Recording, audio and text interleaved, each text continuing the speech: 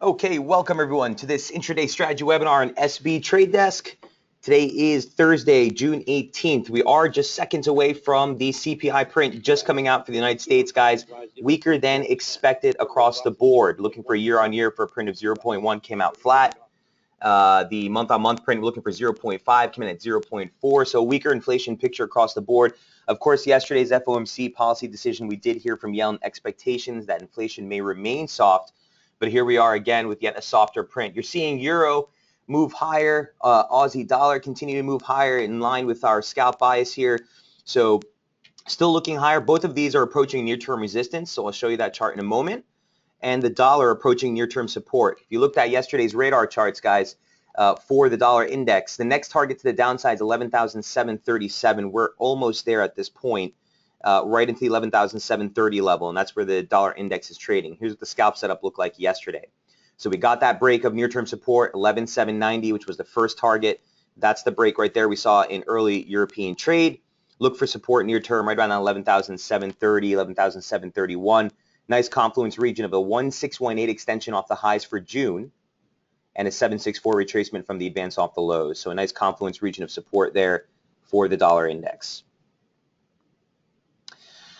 So let's get back into the charts real quick, guys. Obviously, yesterday's FOMC interest rate decision charged some really nice price action. A lot of the plays that we talked about here in the webinar were really, really clean. They played out exceptionally well. The rally that you got in the dollar came right into the opening range high for the week. That was the bearish, invalidation level. You got that quick tag there on the FOMC, and then it broke support, which was also the weekly opening range low, 11,839. We talked about this in the webinar. And that charged the drop into the first target, and here we are just tagging the second target. So at this point, heading into U.S. trade, guys, I'm not really going to be looking to press the dollar short too aggressively. You've had some really nice plays from yesterday's breakdown. Dollar yen was another exquisite play. Obviously, Aussie dollar, we'll talk about that in a moment as well. But even British pound breaking some fresh highs on some dollar weakness. So to take it back real quick to the dollar daily chart that we were looking at, you know, it's pretty clear at this point the broader directional bias that we've been working with has been working out very well. Sorry about that. And here's what the dollar looks like on the broader term for the index. Okay, and again, there's that median line. Again, off that April low has been a really nice pivot, support, resistance, resistance, break, and now here we are testing a support in time, obviously. Near-term support here for the index. So not necessarily looking for this to be a major hold per se, but it could curb the topside appetite for some of the majors that we've been following. Bottom line breakdown from here, you're essentially looking for the low day close and the lows from May. So the low day close actually comes in at 11,656.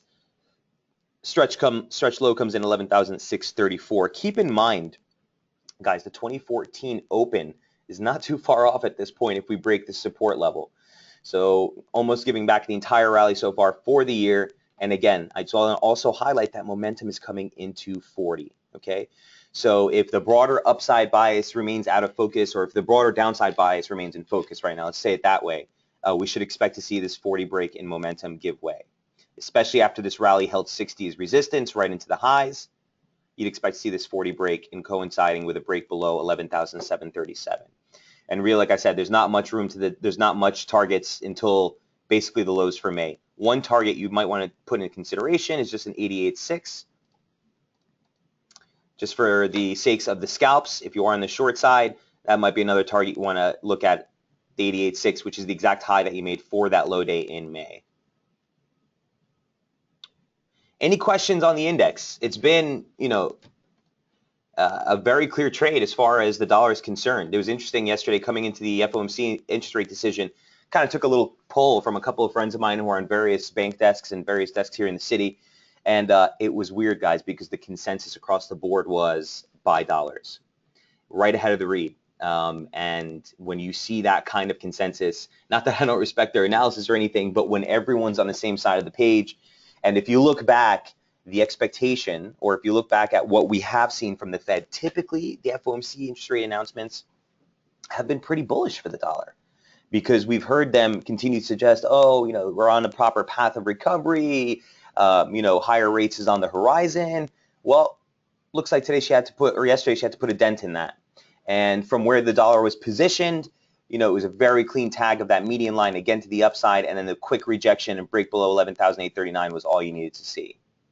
Okay, so now that we have this picture of the dollar and the clean plays that we've gotten over the last couple of days, what does that say for the majors, Mike? Where are we going here with the euro, the Aussie, the Kiwi with an extraordinary play last night? Guys, major key support still held on the Kiwi despite a much weaker than expected print for GDP, right? Weaker across the board, month on month and year on year. And we'll go over that trade in a moment as well. Just keep in mind this near-term support. Again, on the U.S. Open, if you see a downside break, I'm going to continue to favor downside for the dollar in general. Yesterday's report, or yesterday's radar chart, did note bullish invalidation, or bearish invalidation, excuse me, lowered down to 11,839, which was the support break we made yesterday. Now that we've broken below 11,790, today's high will be our near-term bearish invalidation.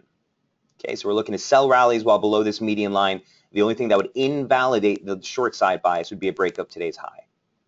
So snapbacks into this, we're looking to sell. Breaks below this, we'll look to sell rallies. Beyond that, downside target 11,681. A break above today's high, you look for a rally back into that 839 level. Basically, that same confluence region of support. Any questions on the index before we move on? Again, a great barometer of broader dollar price action, and certainly has been exceptionally clear here on the back of the FOMC. All right, so with that said, we will jump right into the scalp charts. First things up was the euro dollar. Here's what we're looking at on the daily. Again, yesterday's pullback for the euro is very well received. Okay, you saw this turn just pips ahead of that trend line support, or that median line parallel. Basically a parallel off the lows that we made for the year, extended to the low that you made in April. You saw a nice pivot in that in the end of May. You saw it catch support here in June. Again, last week, almost perfect tag here in the 12th. The pullback yesterday, finding support just ahead of that before reversing course. So here we are looking for this median line off the low again. That comes in just higher from where we are right now, around 114.38, 114.40. Here's the scalp looks like for the euro dollar. So let me just stretch this out here so you can kind of get a gauge for the median lines that we're looking at. So here's that median line support that we were talking about on the daily chart. We turned right ahead of that yesterday. Oddly enough, guys, if you remember the scalp chart, or the scalp for the day before, this was the bullish invalidation level right here. 1187 is basically the opening range low. You came pretty close to it. And again, obviously, we were looking for the dollar short, offered a really nice long position. We got out of here on 113.30 here. So kind of missed this last stretch. Dollar yen was another one that I was in on the short side as well. We'll go over that. But near term, here was the resistance range that we noted on Sunday, essentially, is key resistance, 113.76, 113.92. We've pushed through that. Look for this support to open up the U.S. session. And this is, I think, it will be the play that'll give us the pullback play if that does materialize. So if the opening range for U.S. holds above this region, it's really the break back below 113.76 for me that would give us a little bit more of a correctionary stance near term for the euro. Broader upside bias remains in play. All right, so even in that scenario, you'd look to buy the pullback here for the euro. We're going to go ahead and raise our invalidation level for the long side up to 113 at this point. So as long as support holds into the 113 level, we'll be looking to buy pullbacks in the euro.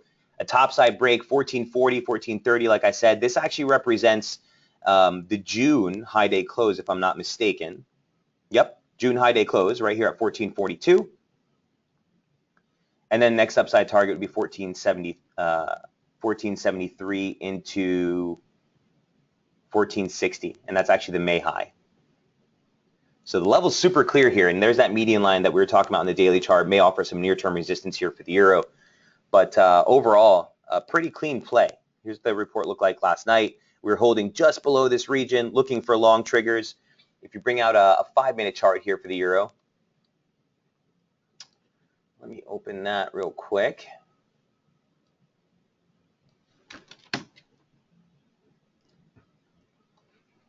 Okay, here's what the 5-minute chart looks like for the euro.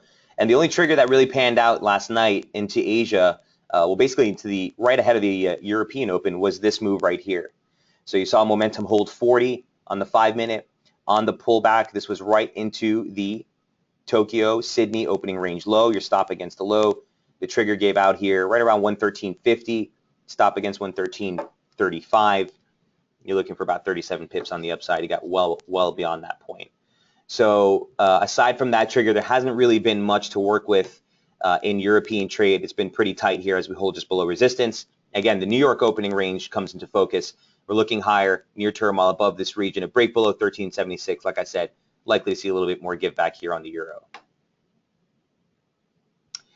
Any questions on the euro before we move on? Still bucking the trend, still going against all the Greek headlines and all the drama. Nonetheless, price action has been our best guide, and thank goodness for that.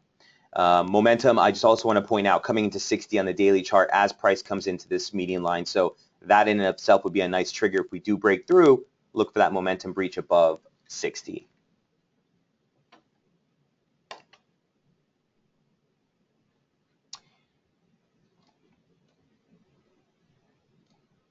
Eileen says, when you jumped in yesterday on Eurodollar long, what was your trigger? Yesterday's trades, guys, and we noted this just earlier in the webinar, yesterday's trades for the FOMC,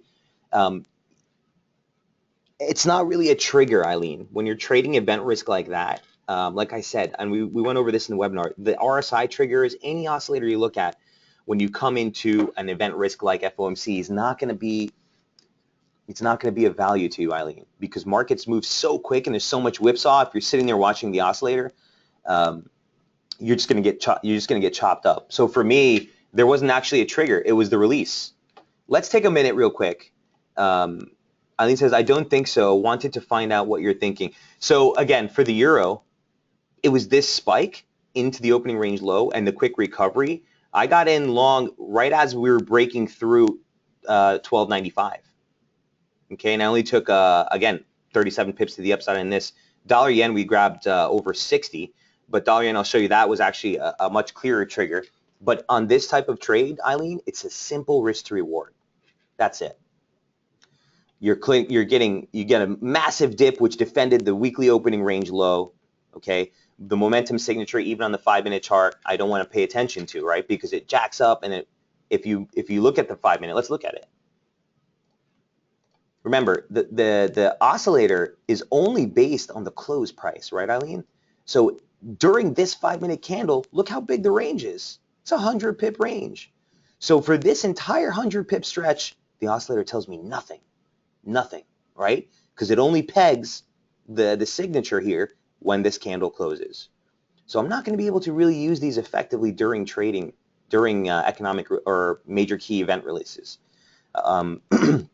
The trigger here, or the basic trade premise, was a simple risk to reward and, you know, conviction on your directional bias. We were looking for that dollar short. The initial reaction here was pretty clear. And then once we broke through the session highs for New York, well, then that's objectively, Eileen, right, an opening range break. So the only thing you want to kind of take your foot off the gas is during these economic announcements is those oscillators. If you're watching the oscillators, it's going to be very, very tough. Does that make sense? She says, right, makes sense. Oh, okay, that helps. Right on, Eileen. Great questions. Great question. Same thing with the dollar yen. I'll show you in a moment. You know, you don't necessarily want to wait for the triggers there. If you're trading against key thresholds and the directional bias is being favored by near-term price action, then it's all about the risk to reward. So I hope that answers your question, Eileen. A quick segue here, guys. I just want to bring this up real quick. As far as, you know, the interest rate decision yesterday, you might have seen this on MB Forex. I tweeted this yesterday, just minutes after the release. This is what the other conviction was to really press the trade in favor of the dollar short. Why? We brought this up in the webinar yesterday, and I even showed you this, guys. This was the major thing that markets were looking at right here. Obviously, we didn't see any change in the appropriate timing for firming policy. You still have that 15-2 spread with 15 of the members thinking or suggesting favoring an interest rate hike this year. But if you look at the dot plot, which is much more telling, you can see that every year into the stretch of the longer running rate for the deposit fund here in the United States has got lowered yesterday. So if you look at 2015, you had 4 members that were thinking we were going to see above 1% before the end of the year. One member even thinking higher than 1.5% in June. All of them below 1%. All the members shifted their expectations for interest rates to be below 1%. 2016, you had 3 members that were thinking you're going to see rates maybe as high as 3.7%. 2016 in March, all of them below 3%. Okay, and even here, moving into the 2017 now, you're looking at 2 years now, you saw a slight deterioration in expectations there with some more members going sub 3%. So what does that say? The longer running expectations from the FOMC for interest rates have been brought lower. And that's going to be bearish dollar any way you look at it. One of the major reasons we've seen the dollar rally so hard is because the Fed has continued to suggest, hey, we are on pace to move on interest rates this year.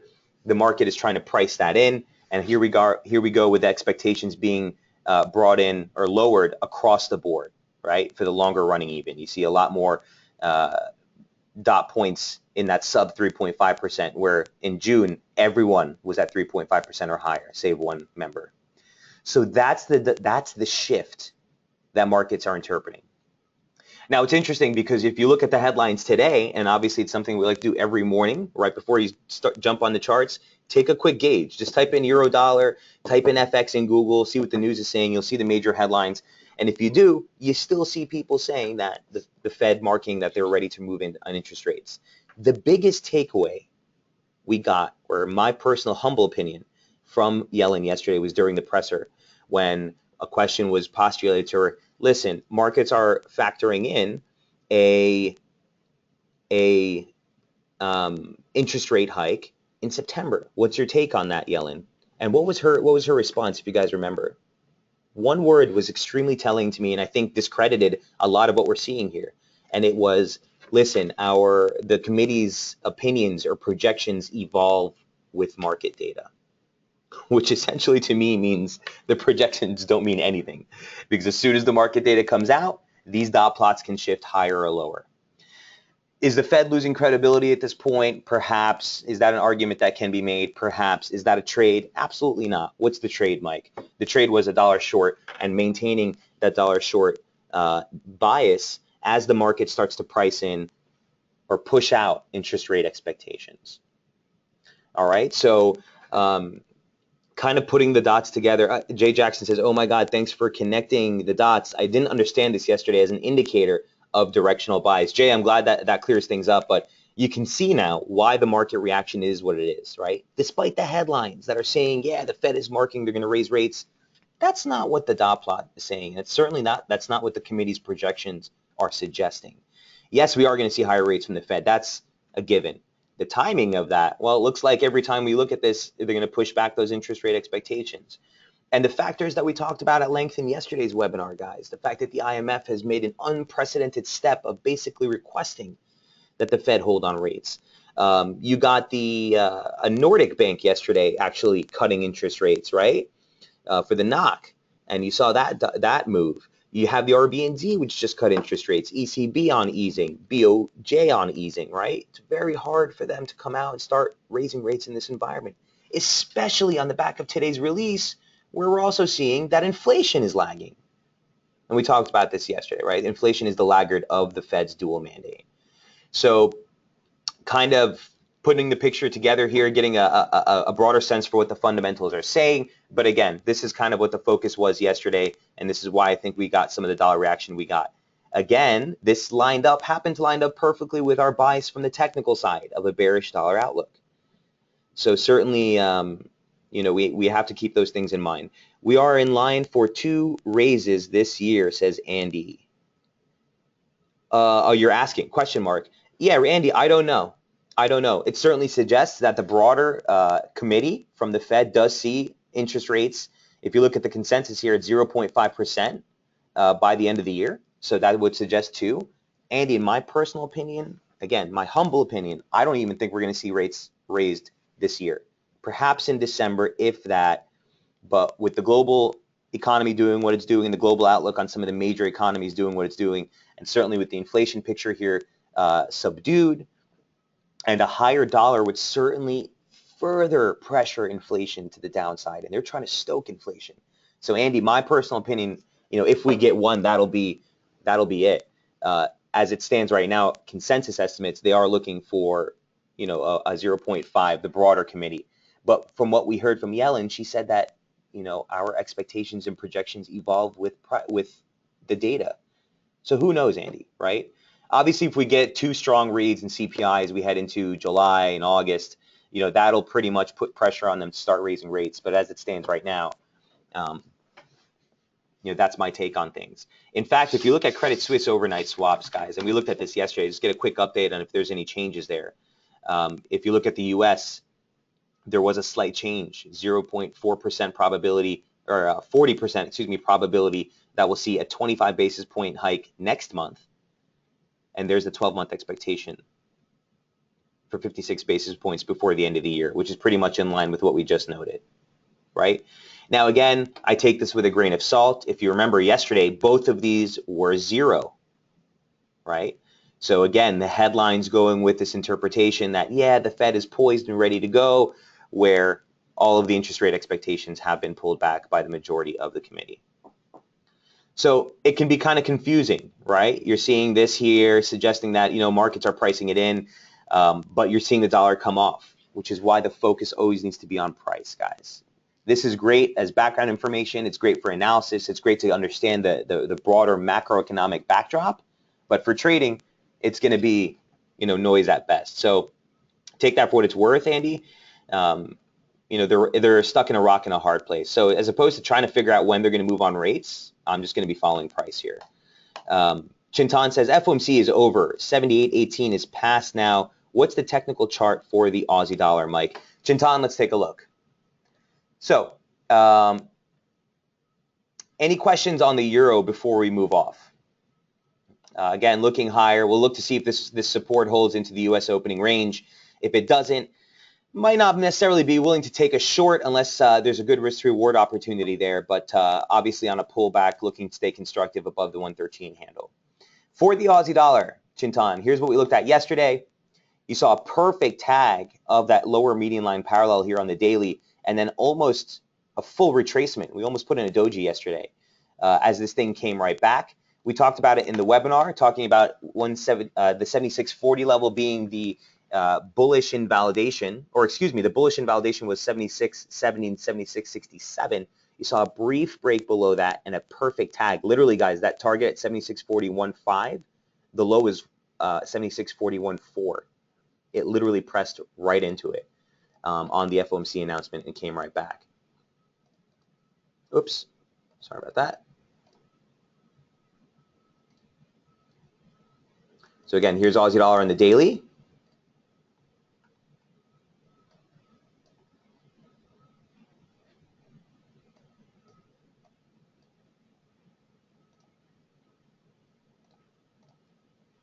Okay, so again, that target up at 78.18, which is the opening range high for the month.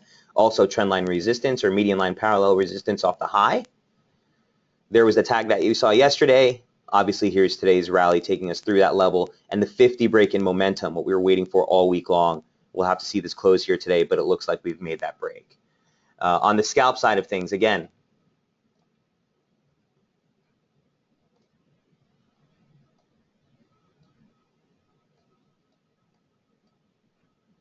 here's what it looked like side by side. Okay, that pullback found support at 77.10. Jamie had a beautiful call on this as well, guys. If you looked at the swing chart yesterday, he was noting 75.15 as near-term support. We came right into 77.10, 77.15. Again, this was the initial weekly opening range. It's also a 618 extension from the advance off the lows. Really, really nice pivot in price, right? We came into that, and there actually was a trigger here in the 5-minute chart on the Aussie right here. 3-point trigger that gave us a break, and again, that was right in the middle of Tokyo trade. On this type of move, guys, again, the stop is against the lows for the range of the session. So the Sydney Tokyo opening range low was down at 77.10. You got momentum holding 40, trigger break to the upside, stop against the lows. You're looking for about 26 pips per scalp on the upside. Didn't really play any of this last night. Obviously, this is all playing out in European trade, late Asia trade here. But near term, you are testing resistance right here at 78.35, and that completes a 1618 extension off the low. Let me show you the reference point for that. All right, so near term, you're testing resistance here, Chintan. Mark, I'll send over the compliments to Jamie. I'll tell you that much. But does that make sense, Chintan? He says, pass now. What's the technical chart for the Aussie dollar? So on this one now, you stay constructive above the median line off the lows. That's going to be variable in time, but you're basically looking at the highs that you made for the opening range of the week. So let's call it 77.80, 77.75. I'd like to stay constructive above this region. Resistance now 78.70. All right, and then followed by the 50% retracement into 78.80. So a nice 10 pip range here of resistance on a break above the 78.35 level. There is a near-term support trigger that you want to keep in mind right here off the lows. And again, a break below that. We want to take you out of long exposure near term, looking to stay constructive above that median line off the lows.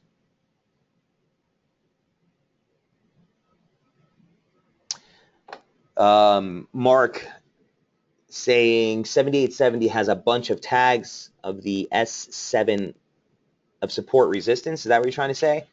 78.70. I think it was a pretty decent pivot, right? Oh yeah. Oh yeah, really nice. So if you look at the 78.70, even into the 78.80 region, I'd say, Mark, really nice pivot in price. Resistance, break, support, break, resistance, break, support, support, support, break. Look for resistance right into this region here. Not bad.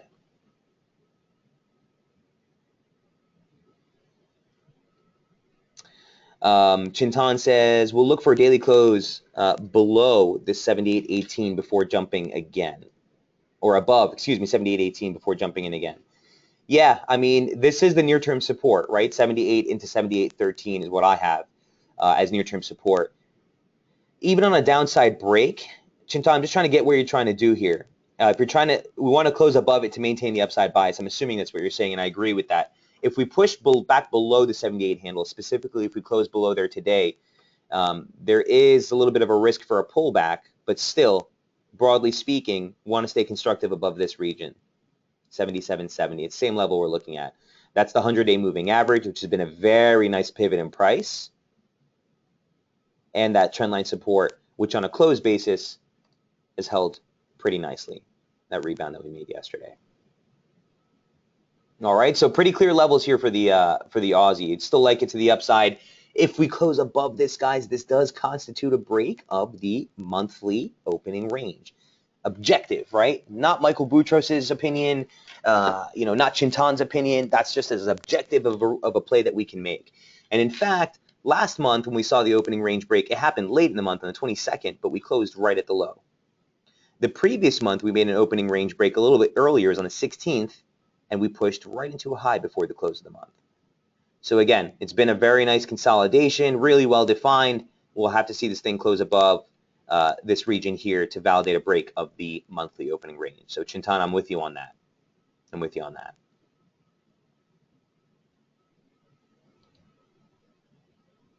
Eileen, I'm sorry, what did you do with your stop? I'm sorry, I missed that question. What was that on the euro? So the stop, excuse me, the stop for the euro trade, you're talking about the FOMC play, right? So the stop for the euro trade that we just talked about on this type of move was going to be below the invalidation level, right? So on that rally, as soon as this thing snapped back above the opening range for New York, right, where I got in, the stop was just below that swing low. Right, Eileen? We had already made quite a stretch, so it was going to be a wide stretch, and that's how you got to play it when you're playing event risk. And you can't, if you get into a trade like that, guys, and you jump in really quick with a tight stop, a 20 pip stop during FOMC, it's a very quick remedy for getting stopped out multiple times. And trust me, I've been there, and it sucks. So if you're trading these types of events, you need to give yourself some wiggle room, right? Which is why if you're newer to the strategy, it's probably not your best play. but you have to be willing to open up that stop a little bit. So Eileen, I hope that answers your question. She says, yes, cool. All right. Any other questions on the Aussie before we move on?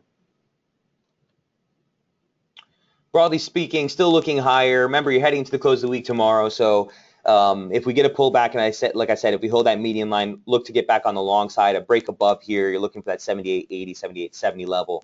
Upper median line parallel comes right at the 79 handle here into the close of U.S. trade.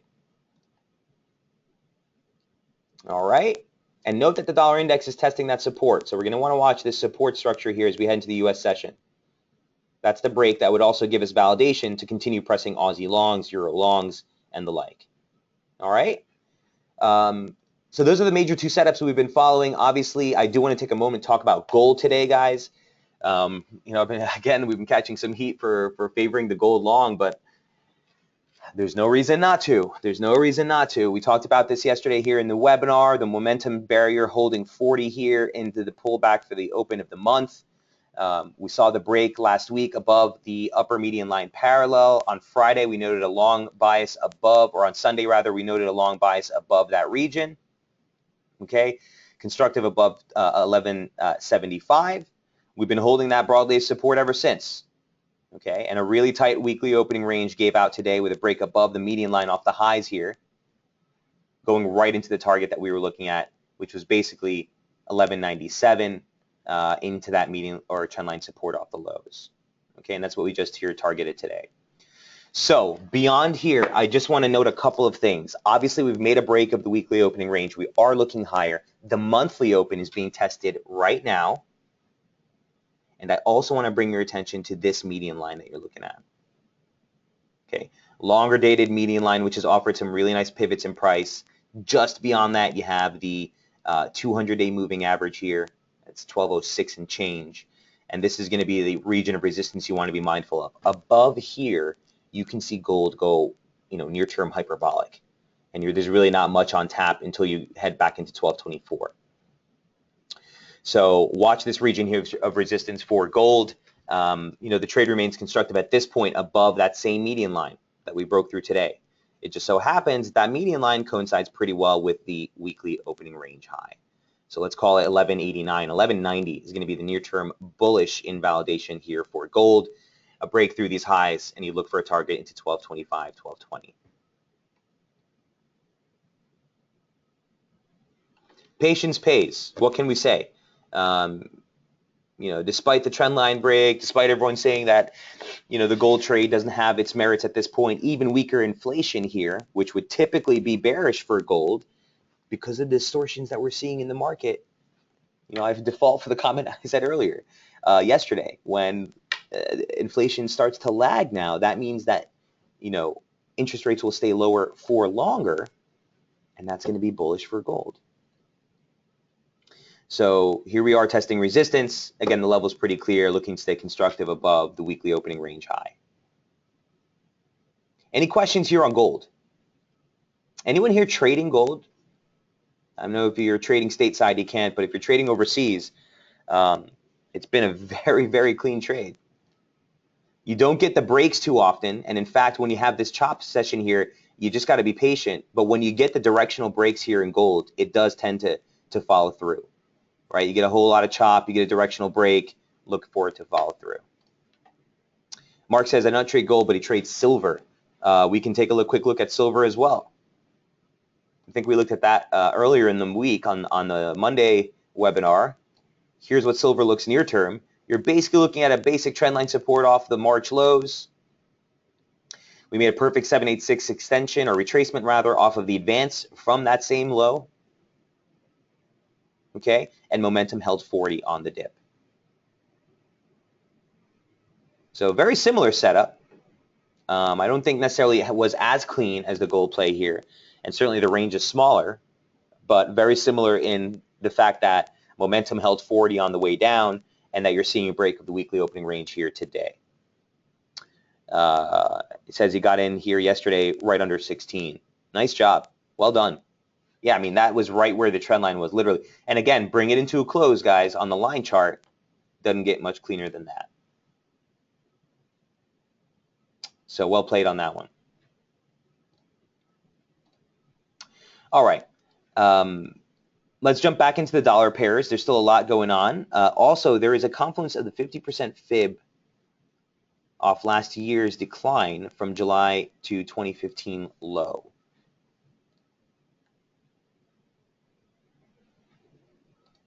Yeah, I don't like using these real long wicks in price, these spikes, but I see what you're talking about. This 236 here.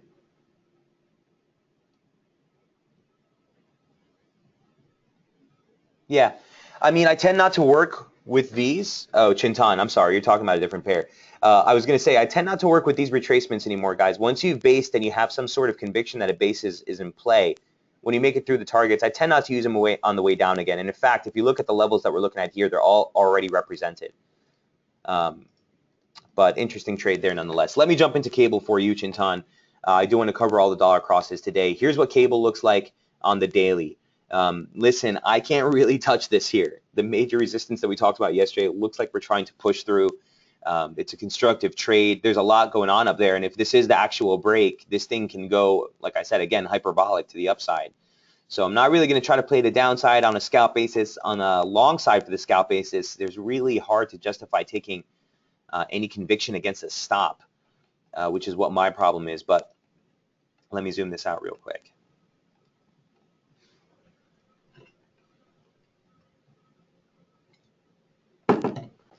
Okay, there we go. So this median line formation that we've basically been in for the last 3 weeks off the June low. Essentially, you can say we've been in that since the start of the month. We saw a break of this yesterday on the FOMC, and obviously that charged a push right through the 58.77 level. Again, yesterday's close didn't quite make it through. We're pushing through here today, but yesterday we closed right in that confluence region. Again, this is a 618 extension off the highs. This is a 50% retracement from the decline. So I see exactly what you're talking about here, Chintan. And he's saying the confluence of the 50% fib from last year's decline from the July. So I'm not sure what you have the confluence with per se. 58.77 is actually the low from October and the 50% retracement. So I see that. I do want to see what this looks like.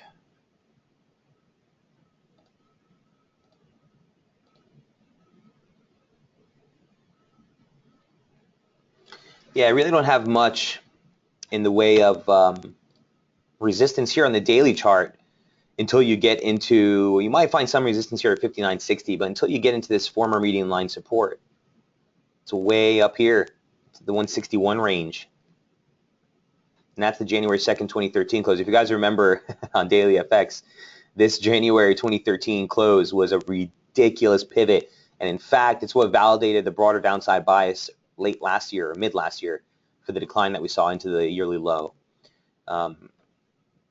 But these are the levels I'd be looking at for the dollar. Listen, broadly speaking, constructive above 57.73, which is the high day close for May. And it's also the upper median line parallel. Again, this was a very nice pivot in price. We'll broadly stay constructive above this region. Again, I don't necessarily have a scalp play on this, guys. I'm not going to be looking to scalp this at this level, at least until we get some sort of pullback and some sort of high or low that we can trade against. But right now, it's been a straight shot. You're on your 5th day of consecutive advances. And if you're not in already, I'd be hard-pressed to tell you to try to get long here at the highs. Here's what the intraday chart looks like. Again, there's not much in the way of topside targets. Soft target at 60.50, we already highlighted that, broadly speaking. And then you're looking basically into the 161 handle. Again, very constructive, right? As far as pushes into overbought, support at 50, support into 60. These are really strong signals. Near term, you're getting some divergence. Remember, these divergence signals above 70 and sub 30 on the extremes here tend to be the weakest ones. So it's not something I'll put too much emphasis on, but there is a very simple trigger support here that I'd be watching as well. Could trigger a little bit more of a weaker play towards the 58.20 level, but broadly speaking, you're looking to stay constructive above that. Chintan, does that help? I wish I had more conviction for you here on the sterling, man, but I just haven't really been a favored play of it at this point. You know, I was kind of still hoping for some sort of near-term pullback. The thing has just been on a rip. It's been on a rip. So I'm looking at your chart here, Chintan. Yeah, I think we're looking broadly at the same levels here. They were broadly looking at the same levels here, and it looks like a constructive trade here to me. So we'll want to see this close above this near-term resistance level that we just looked at. Mark, I want to take your question real quick on the Aussie key, because that's been an interesting play for me looking at it. But before we do, I have to go over the Kiwi Dollar. Interesting trade. I had a great laugh with Jamie yesterday on this release because we were both looking at it, and the data was just horrible, right? Here's what the data looked like yesterday for New Zealand. Okay, GDP looking for a quarter-on-quarter print of 0.6%, less than half, 0.2. That's not even the worst part. Also a downward revision of last month's read from 0.8 from 0.7. So not only is the pace of growth from quarter-on-quarter basis for GDP in New Zealand slower than expected, but even that print we got last month, yeah, that was downward revised. Year-on-year, we're looking for 3.1, 2.6. So again, a drop from 3.5 to 2.6 even on a year-on-year basis, right? We just saw the RBNZ cut interest rates, and now you're getting weak GDP data. Looking at the Credit Suisse overnight swaps for New Zealand,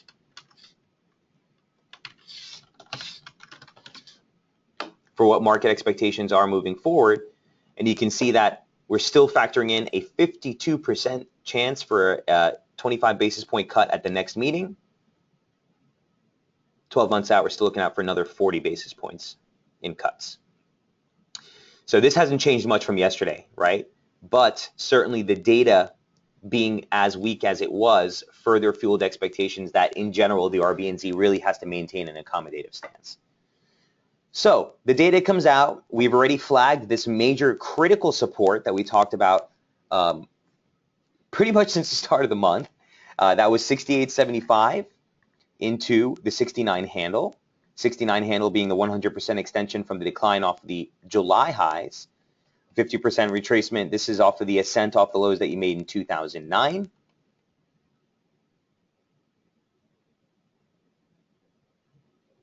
And you have the 1618 extension from the decline off the highs that you made this year here in, what was that, April as well. S1 monthly pivot also in that region. I mean, you name it, it's there. The median line parallel, lower median line parallel, also in that region. We tagged that literally to the pip yesterday before reversing and putting in a doji on the day. Yesterday's weak GDP data slamming into this region again, right back up, right? Gives you so much conviction, guys, on the technicals. And, you know, if you ever have a point in your career where you're doubting the technicals or you're doubting, you know, your strategy in general, you look at a chart like this and everything starts to be a little bit more confident, right? So I'm sure people were jumping on the short to no end yesterday as that data came out. I hope they knew that key support there, because right now they'd be, you know, a good 70 pips underwater. So I'm still very mindful of this support region. Not necessarily looking to take longs off that, although if you do get some long triggers, and there were some long triggers on that spike low yesterday, I have no problem trying to spike or trying to take long triggers against essentially 68.75, because that's also now a swing low. The low that we made yesterday to the pip was set 68.70. So that would be any longs you take against those dips would be against that region. That being said, you can't really validate a near-term turnaround unless you get back above the median line. Okay, so it's still a bearish trade from a broader sense. You'd need to get above this median line to have a constructive play here back towards 70.37. But you know, this is a major key support. Major key support. And we've been tracking the Kiwi here on the radar charts again since the Sunday open. Okay, there's that major key support.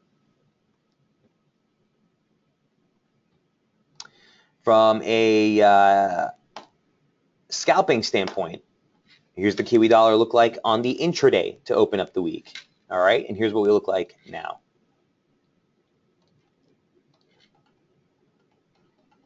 So still holding within that same median line formation off the high. It's as clean as it gets, guys. So as we said on the daily chart, right, as far as trying to play the long, again, one other thing I'll be looking for if you do get any type of bounce here would be a more conservative break in momentum back above 60. Obviously, you got it here yesterday, guys, on FOMC, but remember, you don't want to read too much into these oscillators on the release of those data prints. And in fact, for the Kiwi, there was a whole lot of factors, let's call it, that suggested you don't want to take an aggressive stance on the rebound. Why? Well, on the pullback here, where did we find resistance? Again, objectively, guys, not what Mike Boutros is saying, just from an objective stance. It's the opening range high for the week is exactly where we capped out. Add to that, the second factor I look at is the median line off the high, because this can be quite subjective at times, right? But the opening range isn't. And the fact that they both lined up here and you saw a very stern reaction to the downside was a tell that, you know, this thing wasn't ready to turn over yet. So I'll still be looking for this. If we see a 60 break in momentum, specifically that we held 40 here for a while, if we see a 60 breach in momentum and a break through this region near term, yeah, that would actually shift my focus higher in the Kiwi. But as long as you stay below that 70 handle, you want to be mindful of the broader short side bias. Does that make sense, guys, on the Kiwi dollar? Is there any questions on this?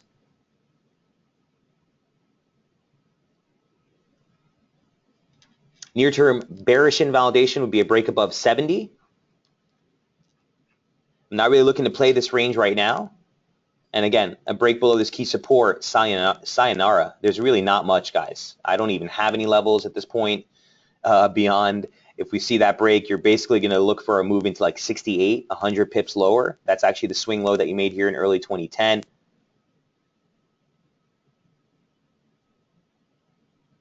And then I'd probably just go for the S2 monthly pivot, and that's at 67. So basically every big figure with a break below that 68.75 level. That being said, short bias is at risk below this above this region. So as long as this holds, you want to be mindful of the short. Tuttle, you talking about Kiwi there? Okay, he says, I took a long just after the London Open on a 5-minute RSI break with a very tight stop and got 35 pips, my man. It's a gutsy move. It's a gutsy move, but you know what? I can't hate on it. I like it. I wish I had a little bit more conviction to try to play that rebound yesterday, but look, it broke in, what was that, early London. Really tight Tokyo opening range. RSI break.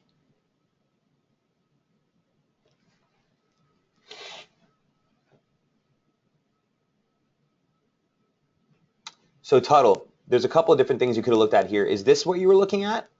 Or was it the 60 break in and of itself? Because the 60 break, yeah, okay, so this is what you were looking at. Right on, man. The 60 break in and of itself would have been also a trigger for me after coming from oversold conditions, right? Just as it was back here. Again, this is the FOMC, but an example. But that would have gotten you even a worse entry. So your entry was much better. Why? Because that also was a break of that initial opening range. Well, maybe not the exact high for Tokyo, just below it, but I do like that setup. Very well played. Very well played. And you know what? When you're at this range, guys, a stop against 69.7 or 68.75, I got no problem with that. It's a critical range of support. So much is lined up there. It was the low for the FOMC spike here. And either way you look at it, from a risk-to-reward standpoint, really nice play. Now, your stop was really tight, right? Was it below against the opening range low here, Tuttle? I think that was just yes that got added, right? Right on. Well played. That's exactly how you want to play it, my man. Well done, sir. Well done. And you squeezed out 35 pips. A quarter daily ATR is 25. So you even beat the, you know, our typical quarter ATR target. Well done. And that's the way I would play the Kiwi, guys. I would play it against the key support on the long side. I really, it's hard for me to justify playing long, even if you got some sort of trigger here in the opening range from New York. I'd be very mindful of playing the long while below this median line. I'd rather play how Tuttle played it last night, where you're playing against a major critical daily key support. You're playing against a median line parallel for a formation that's been in play for months, right? That's the way you'd want to play a reversal trade, or a trade that's against the broader directional bias. So well done on that title. He said, would you have had a wider stop? He's asking. No, I would have put the stop against the swing low for the FOMC. That's where I would have had it, just below it. About 25 pips, maybe 30 pips, and you got 30 pips on the upside. Yeah.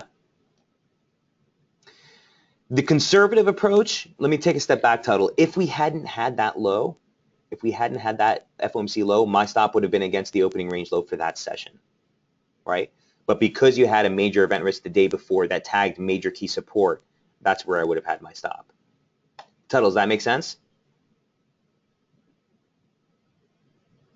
Very helpful. All right. Cheers. I appreciate that. Well done, man. That was a great trade. All right. So now that we've had a view of the Kiwi, and it's a little bit murky here in the fact that you're holding, it's a downtrend that's responding to support. So before we can get any type of validation for a reversal play, we got to recognize that the broader downtrend is still in play.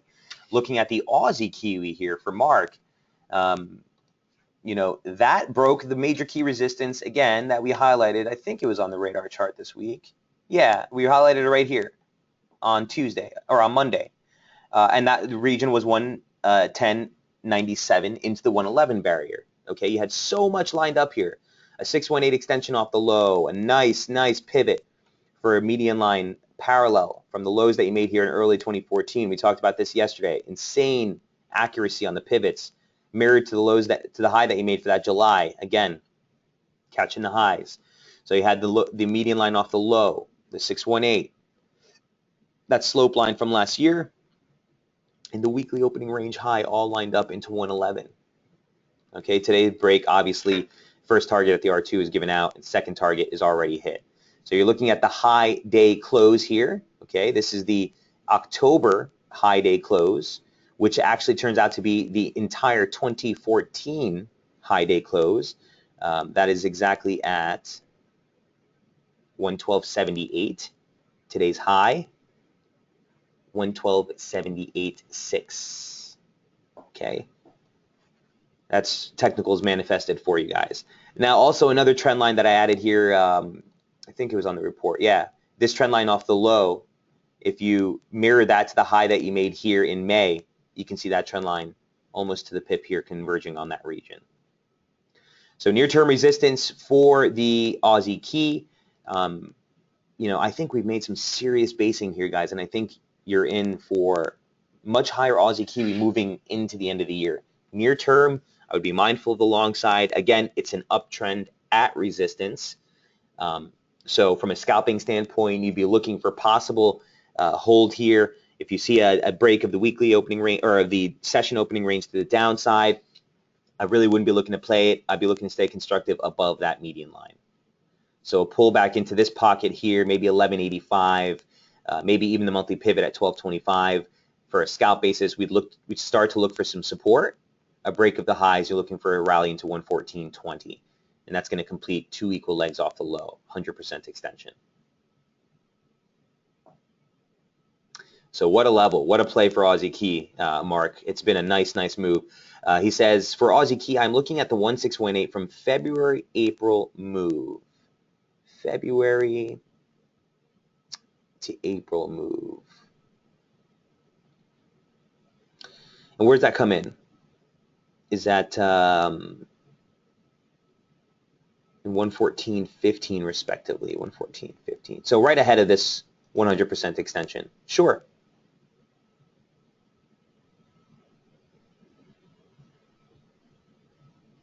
$112.73 and 112. Yep, that's right on, man. 112.78, like I said, is the high day close. That's exactly where we tagged. Very nice. He says pretty much the same levels that you have. Amazing the different ways to draw fibs give the same levels. And that's the thing with technical analysis, guys. That's the thing we always like to stress. There's no one right way to trade the markets, right? But there's different ways of approaching them that give you the same results. So just as you just noted, Mark, a lot of times Jamie will be looking at something, I'll be looking at something, and we'll just yell across, and he'll be like, hey, what are you looking at on Aussie Key? And I'll say, 112.78 or the 113 level. And he say, oh, I'm looking at that level too. I have a median line there. I'll have a fib there. Doesn't matter, right? What matters is the level is in view. So whatever ways we use to ascertain these levels, there's different ways that we can go about deriving the same solution. And that's where the whole execution becomes really the most paramount thing. So look for near-term resistance here on Aussie Key. If we breach through, again, you're in overbought condition on the momentum signature. The propensity for the market to continue moving higher while that signature is in this condition is there. And 114.20 would be the next topside objective.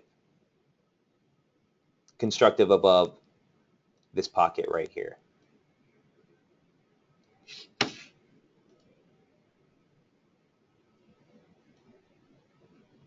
All right. Mark with an emphatic yes exclamation point, and it gives us so much satisfaction when it works out 100%. There's nothing more confidence building than doing your own analysis, guys, and watching the market, respect your levels. That's how you know you're in the right boat. Dan says, can we take a look? Can I get your take on euro yen? Is that what you're looking at there? Let me look at dollar yen first, and then we'll look at euro yen. So dollar yen, we forgot to go over this. This is another trade that we operated on yesterday. It actually was my favorite setup. Again, we were out of that yesterday before the close of U.S. trade, but the spike here, not quite extending into 124.54, which was the 618 of the decline, but the daily chart was where we operated off on this one. And the daily chart saw a perfect spike into that region that we highlighted earlier in the week, right here. Median line parallel off the lows, 1618 extension off the high has been a nice pivot in price. We spiked right into it, and that was a great opportunity to get into the short.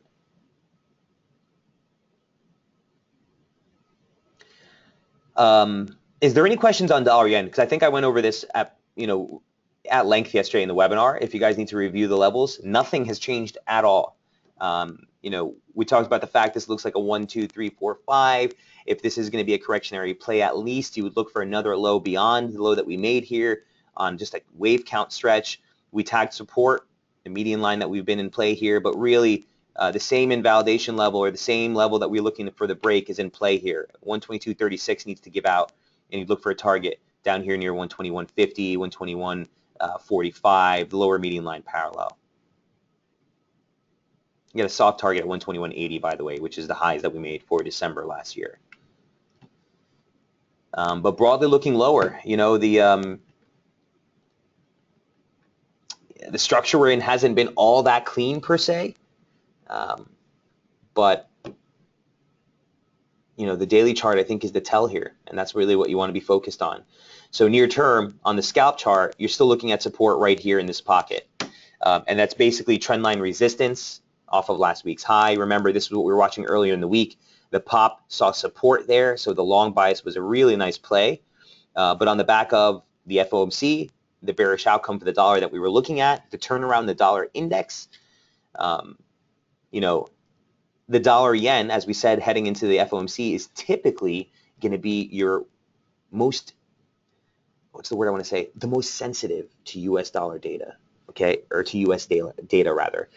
It's very sensitive to US rates as well. You saw rates fall off the cliff yesterday, so dollar yen was an obvious go-to to check out on that dollar sell-off. And certainly as soon as it broke back below 124.14, you had a very clean indication that you want to be looking lower. The opening range low for the US session came right here at 23.95, basically the 24 handle. So that break in and of itself also shifted the directional bias to the downside. All right, so again, a break below here, the levels are pretty clear. You're basically looking for 122, which is the March high, that soft target I said. But again, you'd be looking for a drop maybe into 121.50, this region here, 121.54, and the median line support. The bearish invalidation level at this point, you want to lower to 123. So remember, we started off the week saying, listen, we're bearish sub 124. We want to try, we're looking for a rally into that region to sell. That gets lowered now at this point to the objective weekly opening range low. Okay, everything needs to be as objective as we can, guys. Any questions on dollar yen? So with that in mind, yen strength is on the way here, right? Euro strength is what we were looking at. That's my problem with euro yen, Dan. I'm looking at a stronger euro, I'm looking at a stronger yen, and the result is going to be a chop fest, right? So that's why, I mean, this is a setup that we actually really like to remember. Last week I actually put a piece on Daily FX, I think it was the week before, on euro yen, but ever since it's been lackluster, directionless. It's been, I don't know. I don't have a clear picture on it, to be quite frank with you, Dan. Again, I think at this point you see some sort of a corrective pullback to the downside to get back on the long, but you have a really messy weekly opening range that gave out to the upside and has been stalling. The monthly opening range doesn't come till down here. The 200-day moving average is well over 200 pips from where we are. The median line is well over 300 pips from where we are. So for me, I don't have a very clear directional bias from here. The only thing that we want to highlight was what we highlighted earlier in the month, this major key resistance, the 618 from the December decline, and the median line, which has been, again, messy at best at this point. This is the region of which if you break to the upside, I'd be much more inclined to buy pullbacks above 140.20, 140.70, this region. I'd be much more uncomfortable seeing the breakout than wait for the pullback to get long. But with dollar yen tanking, you're seeing some yen strength, and the euro dollar rallying, euro yen is not a clear picture for me that I'm going to want to necessarily press. Dan, I know that doesn't necessarily help, man, but it's where the technicals are right now. Looking at this from a near-term prospect, again, the weekly opening range is pretty messy, right? Because this break, you'd expect to see that rally hold, and we kind of ducked right back below, and now we're just still below the weekly opening range. So I can tell you that the momentum signature does look constructive, but from where we are as far as that major key resistance, I think we need some patience on this. I think we need some patience, and I think it does clear up here as we get towards the end of the month. But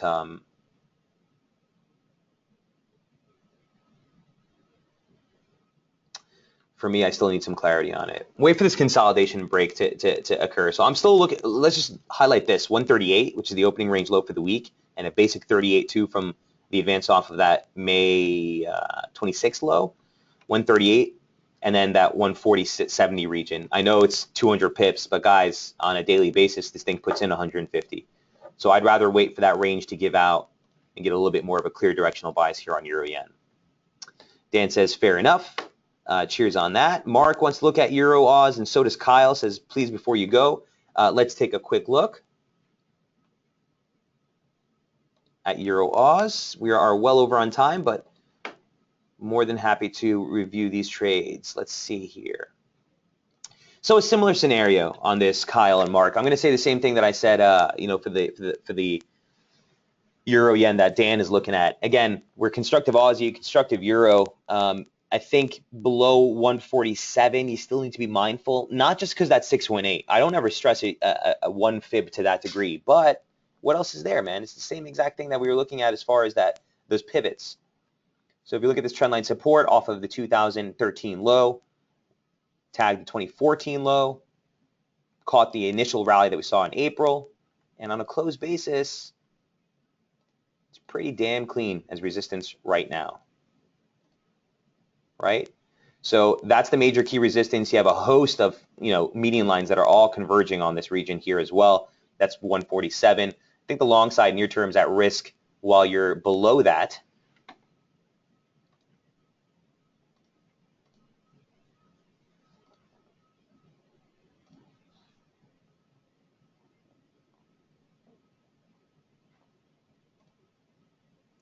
And let's say this, look at the momentum signature. That's one thing I do want to point out is you do have a nice trigger that's been in play here off the lows from basically April. And that looks like it's pretty poised. The only thing is I don't have a support trigger in price that'll accommodate that break. So remember, trigger breaks in and of themselves don't mean anything. It's when these trigger breaks occur with a break of support in price, that's what gives us the validation. That's what gives us the shift in the directional bias. Not necessarily a trigger to enter a trade, but something that'll either invalidate or validate a near-term directional bias. So for me, again, I'm mindful of that resistance with the same thing that we said in Euro Yen. I think it's constructive Euro, constructive Aussie. I think you probably get some more chops sideways here. I'd love to play the breakout on a move above 147 to buy the pullback, and I think inevitably that's what you look for. But near term, it's a range trade at best. Here's what the scalp looks like. He did have some structure here that looks like it gave out on this break, now testing it as support. And in fact, if we take a retracement just off of the weekly low, maybe we can get some levels here to work with. Hey, it's the 618. Not bad. Oh. All right, 154, 145.45 essentially. And here's the momentum breakdown. Some divergence into the highs. Higher high, higher high, higher high, higher high, lower high, lower high, lower high, lower high. Actually, this was a beautiful trigger here that gave out last night.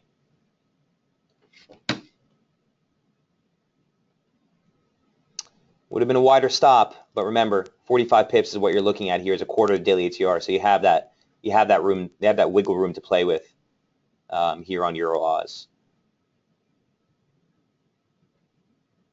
So at this point, look for some resistance heading back into 146. And again, okay, it's not an outside reversal, but it is a reversal candle here.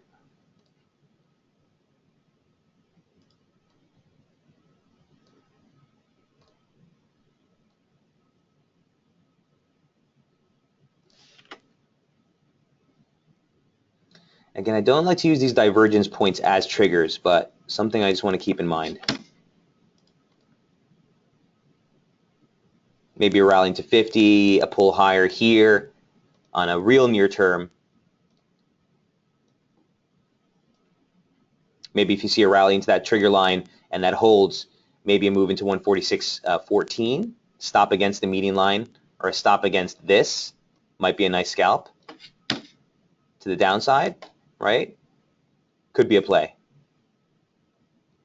But near term, I just want to highlight this region, okay? Near term, any scalps you take should be inside this region. You shouldn't necessarily be looking to play the breakout ahead of that. Just focus on that in the near term. Kyle, Mark, does that help? Mark says, that was great, helps a lot. Kyle, I hope that offers some clarity on that as well. And I think I've gotten through all your questions as promised. Guys, again, this is the last scalp webinar for the week. We'll be back on Monday on Daily FX in the public webinars, and then back here on SB Tuesday, Wednesday, and Thursday. Don't go anywhere later today, 1 o'clock. Jamie's going to come in with his his weekly midweek strategy webinar. Again, he'll go over some of those trades that you guys are in on the swing side of things with the euro, also the dollar yen, looking for some interesting moves there as well here. And that'll be at 1 p.m. Eastern today. Don't miss it. Till then, best of luck trading, guys. Have a great weekend, and I will see you next week. Cheers.